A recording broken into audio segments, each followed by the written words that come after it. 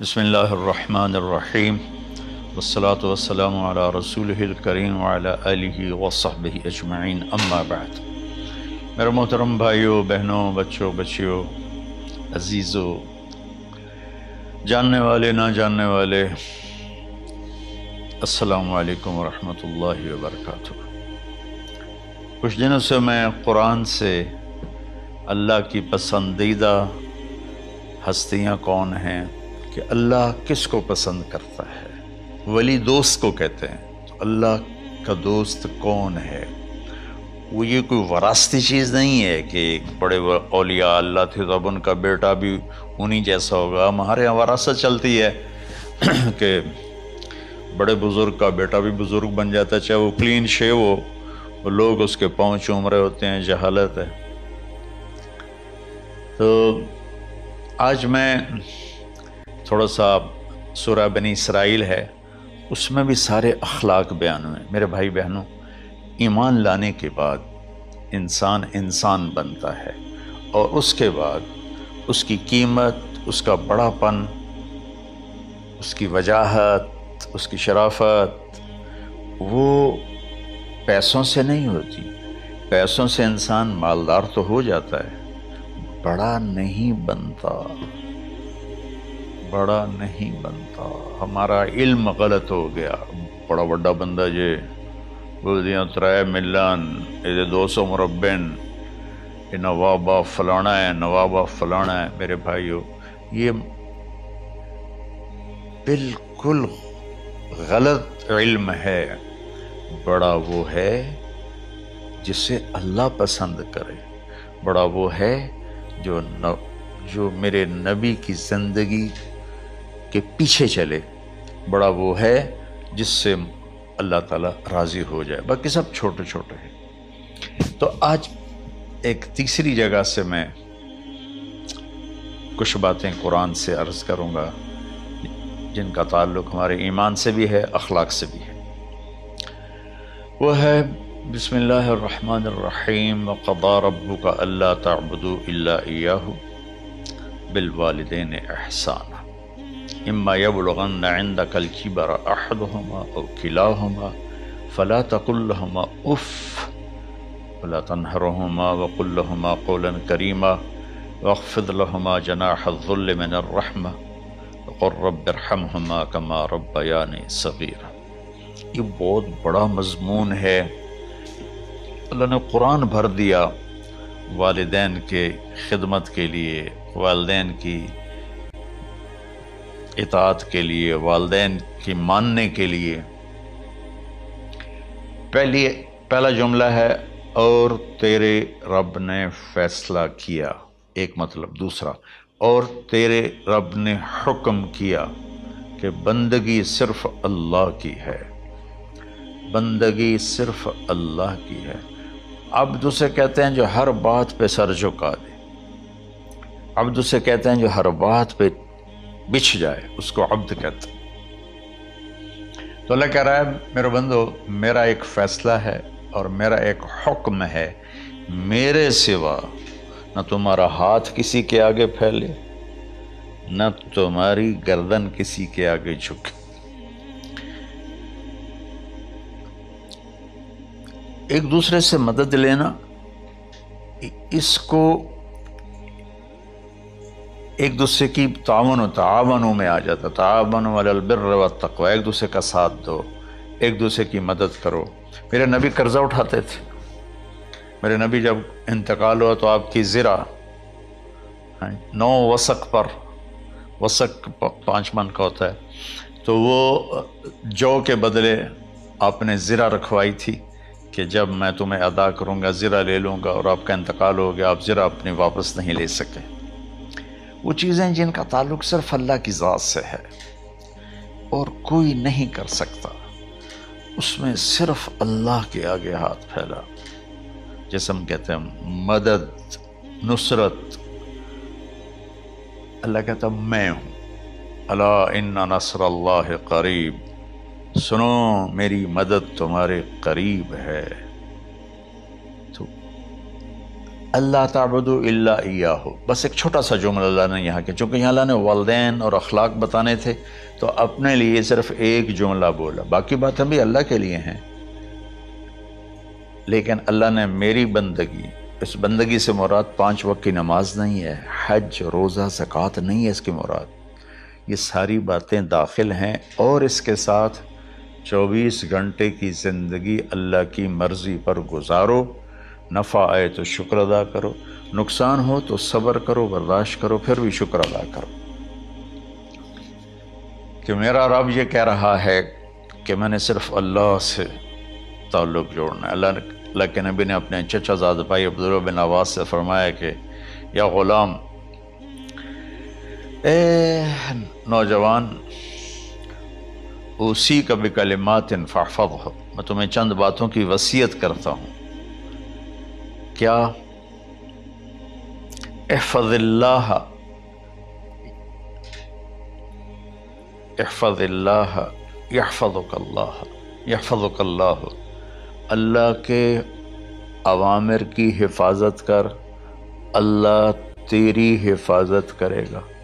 احفظ اللہ تجدہ تجاہک، تو اللہ کے اوامر، اسلام، حلال حرام کی پہچان کر کے زندگی گزار تو اللہ کو ہر وقت تو اپنی مدد کے لیے تیار پائے گا۔ اور لمبی حدیث ہے، عشاء کی نماز کا وقت ہو رہا ہے، اس میں وہ جملہ جو اس میرے مضمون سے متعلق ہے، وَإِذَا سَأَلْتَ فَاسْأَلِ اللَّهِ، جب بھی مانگو اللہ سے مانگو، جب بھی مانگو اللہ سے مانگو، اللہ کے سوا کوئی دینے والا نہیں ہے، صرف اللہ ہے دینے کے لیے۔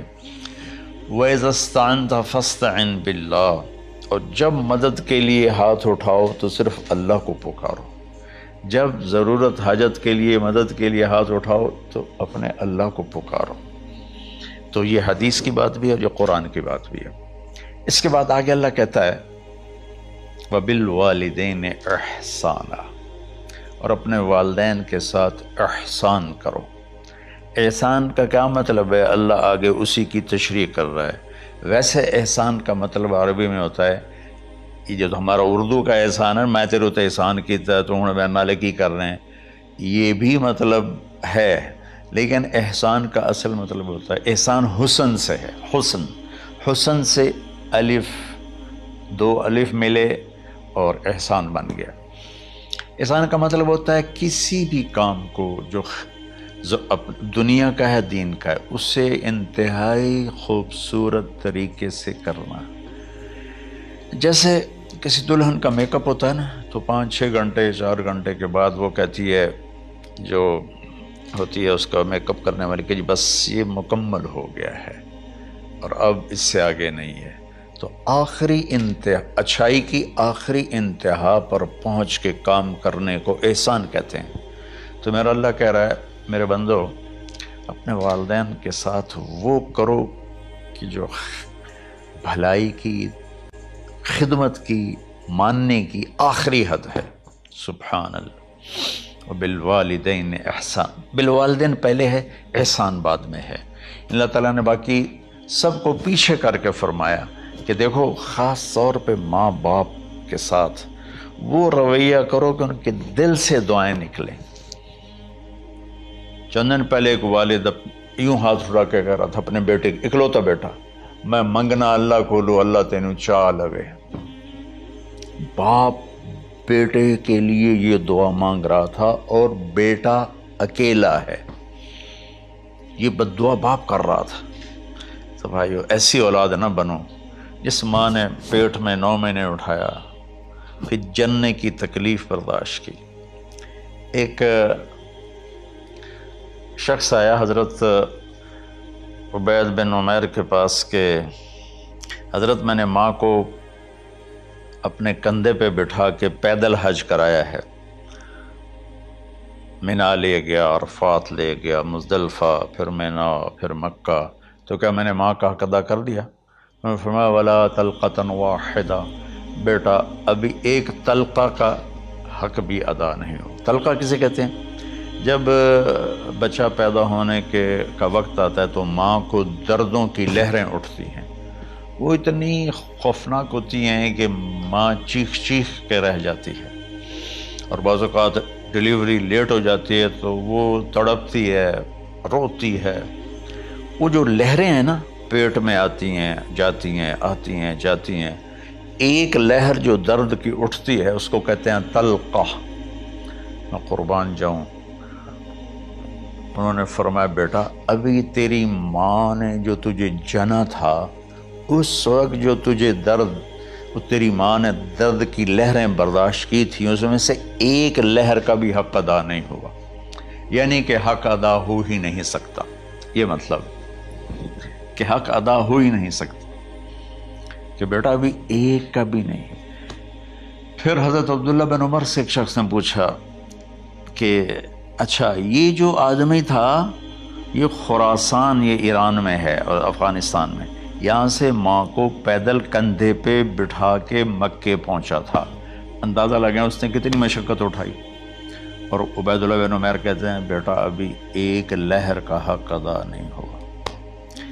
یہی سوال حضرت عبداللہ بن عمر سے کیا ایک شخص نے کہ حضرت میں نے اپنی ماں کو حج کرایا ہے، سارا میں نے پیدل کرایا ہے اور کندھے پہ اٹھا کے کرایا ہے، تو کیا میں نے ماں کا حق ادا کر دیا؟ وَلَا زَفْرَةً وَاحِدًا وَلَا زَفْرَةً وَاحِدًا۔ کہ بیٹا تیری ماں نے تجھے پالتے ہوئے جو تھک تھک کے لمبے لمبے سانس لیے، ہوکے بھرے، ابھی ایک ہوکے کا حق بھی ادا نہیں ہوا، یعنی حق ادا ہو ہی نہیں سکتا۔ تو احسان کے آگے تشریح آ رہی ہے۔ تو آج میں صرف اتنی بات کروں گا کہ میرے بھائیوں، میری بہنوں، میرے بچوں، میری بچیوں، اللہ کے واسطے ماں باپ کو دکھ نہ دینا ورنہ اللہ بھی ناراض ہو جائے گا۔ چند دن پہلے ایک بچہ بچی میرے پاس آئے، دونوں میڈیکل اسٹوڈنٹ تھے، کہیں کہ ہم شادی کرنا چاہتے ہیں۔ تو بچی نے کہا جی میرے والدین ناراض ہیں، وہ نہیں، اس رشتے پر راضی نہیں ہیں۔ تو میرے باپ کہتے ہیں اگر تو نہیں یہاں رشتہ کیا تو تیری میری ایک درمیان ایک خط آئے، کھچ جائے گا خلیج، ہم اس پار نہیں آئیں گے تو اس پار نہیں آئے گی۔ میں نے کہا بیٹی جس ماں نے تجھے 9 مہینے پیٹ میں پالا، 2 سال تجھے دودھ پلایا، تیری پوٹیاں پیشاب صاف کیا، تجھے پیمپر باندھے، تجھے اٹھ اٹھ کے راتوں کو اپنی چھاتی سے دودھ پلایا، کیا اب اس کا اتنا بھی حق نہیں کہ تم اس کی رائے کا احترام کرو؟ اتنا بھی حق نہیں ہے؟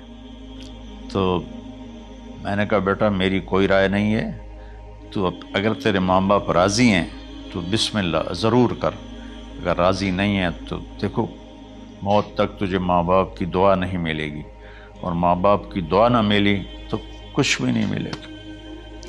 تو بھائیو دوستو، خاص طور پر آج کے کالج کے نوجوان بچے بچیاں یہ ماں باپ کے ساتھ بہت بدتمیزی کرتے ہیں، چونکہ اس میں والدین کا پہلا قصور ہے کہ انہوں نے ان کو دین نہیں سکھایا۔ بچپن میں انگلش میڈیم سکول، پھر او لیول، پھر اے لیول، تو انہیں کیا پتہ ماں کون ہے باپ کون ہے۔ ایک پرانی بات ہے، ایک شخص اپنے بیٹے کو لے کر آیا کہ یہ میرا بچہ ہے اور یہ فلاں جگہ شادی کرنا چاہتا ہے اور ہم میں سے کسی کی رائے نہیں ہے اور یہ مانتا نہیں ہے، اور اس کے ساتھ اس نے دھاڑے مار کے رونا شروع کیا۔ تو میں نے بچے کو دیکھا تو یوں کر کے بیٹھا تھا، اس کا باپ رو رہا ہے، ہچ کیوں تو ایسے بیٹھا ہو۔ تو مجھے اچانک خیال آیا، میں نے کہا شیخ صاحب اس کو کہاں پڑھایا تھا؟ کہا جی امریکن اسکول۔ اس کے بعد آسٹریلیا بھیجا تھا مزید تعلیم کے لیے۔ ان کے شیخ صاحب اس بچے کا کوئی قصور نہیں، آپ کا قصور ہے، اس کو تو پتہ ہی نہیں میری ماں کیا ہے میرا باپ کیا ہے۔ ایک ہماری تہذیب تھی وہ ختم ہو گئی ہے، اس میں علم نہیں بھی تھا تو ماں باپ کے۔ میں نے اپنی آنکھوں سے دیکھا، میں نے اپنے دادا کو دیکھا لیکن میں یاد نہیں، لیکن جو میرے دادا کے چھوٹے بھائی تھے ان کو میں سنبھلتا ہوں، ان کو میں نے دیکھا ہے، 3ری 4تھی جماعت تک میں تھا۔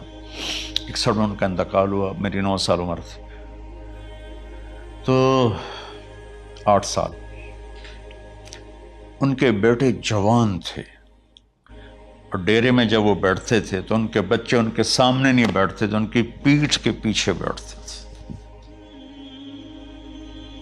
اتنا ادب، حالانکہ چاروں کے چاروں دین نہیں جانتے تھے، تہذیب تھی، ثقافت تھی، جو آج کی تہذیب نے ہم سے سب کچھ چھین لیا۔ اب بھی آپ جاؤ بیٹا تھر پارکر میں گیا ہوں 2-3 دفعہ، اور وہاں مسلمان نہیں، ہندو عورتیں جب گاڑی گزرتی ہے تو گھونگھٹ کو نیچے کر لیتی ہیں، اپنا چہرے کو فوراً چھپا لیتی ہیں۔ تو خیر بہرحال میں نے کہا شیخ صاحب اس بچے کا قصور نہیں، آپ کا قصور ہے، تو میرے بچوں اپنے ماں باپ کو خوش کرو، راضی کرو۔ ان کا راضی ہونا اللہ کی رضا ہے۔ میں اس کی تفصیل انشاءاللہ آگے بتاؤں گا، آج میں صرف اتنا ہی میں نے تمہید باندھی ہے کہ ماں باپ کا کیا مقام ہے، ان کی کیا عزت ہے۔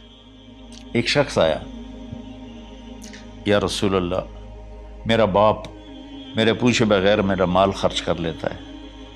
آپ نے کہا بلاؤ، چونکہ بچے کا ذاتی مال اگر ہو تو شرع کے لحاظ سے باپ پوچھ کے استعمال کرے، بغیر پوچھے استعمال نہ کرے۔ جب اسے پتہ چلا کہ میرے بیٹے نے شکایت کی ہے، تو عرب کی شاعری تو مشہور تھی، انہیں دل میں کچھ اشعار پڑھے۔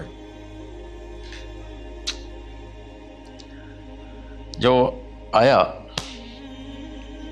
تو جبریل پہلے آ گئے، یا رسول اللہ اللہ تعالیٰ کہہ رہے ہیں آپ اس سے پوچھیں وہ شعر بتاؤ جو تیرے کانوں نے تو نہیں سنے، تیرے دل میں آئے تھے اور اللہ نے سن لیے۔ تو اللہ کے نبی نے فرمایا بھائی تیرا انشاءاللہ کیس سنتے ہیں، لیکن پہلے وہ شعر سناؤ جو تم نے تو نہیں کہے زبان سے پر اللہ نے سن لیے ہیں۔ تو پھر اس نے وہ اشعار پڑھے، اور اس کے آگے کیا ہوا